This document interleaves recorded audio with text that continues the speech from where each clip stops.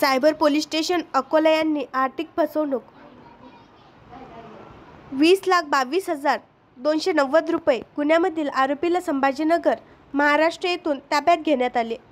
दिनांक 4 जून 2025 रोजी फिर्यादी नामे योगेश अर्जुन जवंजाळ वय 32 वर्ष राहणार विठ्ठल नगर चौक मोठी उमरी अकोला यांनी पोलीस स्टेशन सिव्हिल लाईन येथे तक्रार दिली की त्यांना अज्ञात व्यक्तीने फोन करून शेअर मार्केट ट्रेडिंगमध्ये गुंतवणूक केली की जास्त नफा मिळवून देईल असे आश्वासन दिले।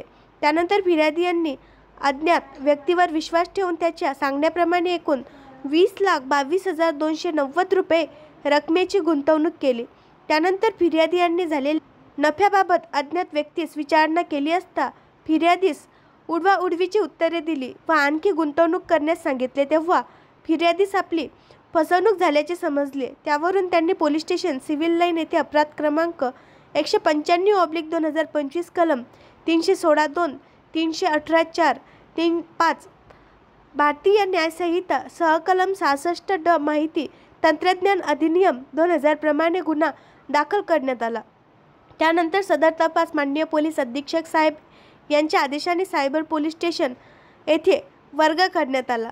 सदर गुन्ह्याचे गांभीर्य लक्षात घेऊन आधुनिक तंत्रज्ञानाचा वापर करून तसेच डिजिटल खुणा आणि तांत्रिक माहितीच्या आधारे आरोपीचा माग काढण्यात आला। दिनांक 12 सप्टेंबर 2025 रोजी माननीय पोलीस अधीक्षक साहेबांच्या आदेशाने पोलीस स्टेशन सिव्हिल लाईन येथून पोलीस उपनिरीक्षक संदीप बलोदे, यशवंत जायभाय व पोलीस स्टेशन सायबरचे पोलीस हवालदार प्रशांत केदारे, अतुल अजने व तेजस देशमुख आरोपी अटककामी संभाजीनगर महाराष्ट्र येथे रवाना केले।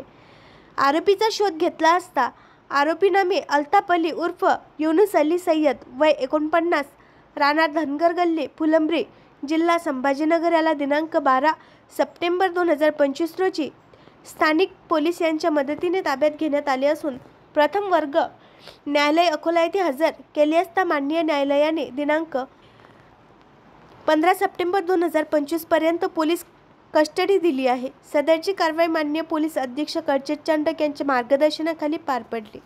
आणखी नवीन व्हिडिओ पाहण्यासाठी आमच्या देशमुख एक्सप्रेस न्यूज चॅनलला सबस्क्राइब करा, लाईक करा आणि शेअर करा।